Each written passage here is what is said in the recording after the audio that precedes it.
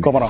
Bueno, regresamos con más porque hace solo días llegó a su fin la dictadura de más de 50 años de historia. Nos referimos a la caída de Bashar al-Assad en Siria. ¿Qué ocurrió que en solo semanas los rebeldes se hicieron con el control? ¿Qué ocurrirá ahora? ¿Va a llegar a ese país la democracia o el futuro luce incierto sobre la claridad al respecto? Bueno, con nosotros para analizarlo el coronel y experto en geopolítica Luis Villamarín desde Bogotá, Colombia. Le damos las gracias por conectarse con nosotros, coronel.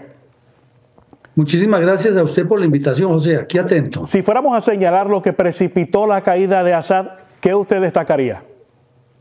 Es una sumatoria de factores tanto tácticos como geopolíticos, como estratégicos y militares.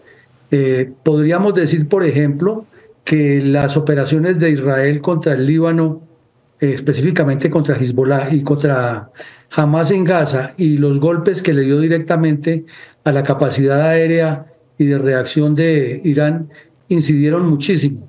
También la presión internacional que se generó alrededor de que era necesario que Hezbollah se diera, pero por otro lado que el señor Bashar al-Assad se fue quedando solo y sus fuerzas no estaban ni entrenadas ni tenían la condición para enfrentar un ataque tan masivo como el que lanzaron los rebeldes.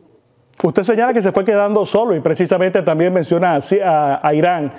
Son muchos los que argumentan, coronel, que Rusia e Irán dejaron solo al régimen y que eso en parte fue lo que precipitó la caída. ¿Por qué dejar solo a Siria si Siria, digamos, siempre fue un aliado de esos dos países? ¿Y por qué ese silencio ahora por parte de tanto de Irán como de Rusia? Pues fue un error estratégico en la proyección geopolítica de Rusia porque ellos saben que Siria es la entrada al Asia Menor, al Cáucaso y al Medio Oriente y al norte del África si viene de Oriente a Occidente.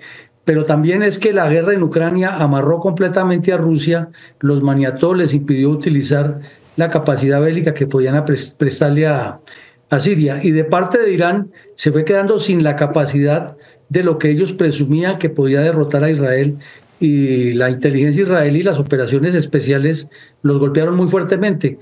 Entonces, en ese sentido, perdieron el control geoestratégico que tenían sobre Siria y Siria también no había preparado una mejor capacidad propia, sino que estaba muy confiada en lo que le llegaba de afuera. ¿Qué tipo de ayuda proveyó Estados Unidos a estos rebeldes? Se dice que hubo algún tipo de participación, ya sea directa o indirecta. ¿Cómo lo aprecia usted? Es que cuando estos grupos rebeldes no eran todos terroristas o no estaban vinculados tan directamente con Al-Qaeda, Estados Unidos les dio apoyo en la época de Obama y parte de la época del señor Trump. Lo que sucede después es que los kurdos hacen parte de este grupo y los kurdos sí tienen plenamente el apoyo de Estados Unidos, inclusive las bases militares que hay en Siria están ubicadas en territorio del Kurdistán sirio. Entonces ha sido más cercano con los kurdos, pero como algunos de esos grupos se relacionan con los kurdos, ya es relación directa de el Kurdistán con ellos y no directamente Estados Unidos. De eso mismo quiero hablar porque es sumamente complejo, ¿no? Cada vez que hablamos de Medio Oriente, el tema religioso, el tema de gobierno es bastante difícil de comprender.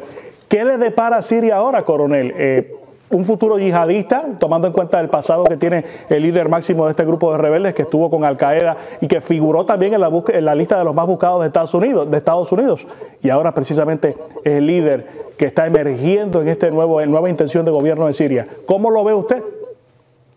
Pues todo apunta a que la situación va a ser muy compleja, que va a haber mucho conflicto civil, que hay muchos intereses, que estos grupos llegaron al poder en una manguala, pero no están completamente unificados, que Turquía tiene unas ambiciones que va a promover por su lado la destrucción de los kurdos y ahí se enfrenta con Estados Unidos, que Rusia no va a renunciar a sacar sus bases y va a tratar de negociar y promover apoyo a los chiitas que no están derrotados, que Irán desde luego no está totalmente derrotado ni se ha retirado y Hezbollah insistirá allí.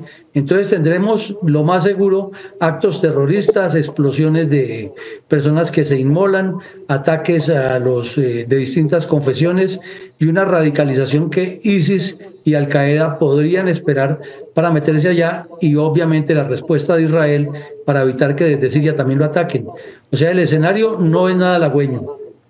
¿Qué sería lo mejor que podría ocurrir para que quizás no un gobierno democrático, pero un gobierno que represente estabilidad logre correr las riendas de ese país, coronel? Pues lo ideal sería que las Naciones Unidas, por medio del Consejo de Seguridad, instalaran un gobierno provisional controlado por las Naciones Unidas y con unas etapas de entregarle el paso a paso. Pero el mismo Consejo de Seguridad está dividido, tienen intereses ambiguos allí. Turquía está presionando mucho, entonces no se puede esa solución. La otra sería que los países árabes intervinieran todos, árabes y musulmanes intervinieran todos con una fuerza internacional de paz y que complementara lo que hay al lado del Líbano, pero también es muy difícil porque unos son chiitas y otros son sunitas.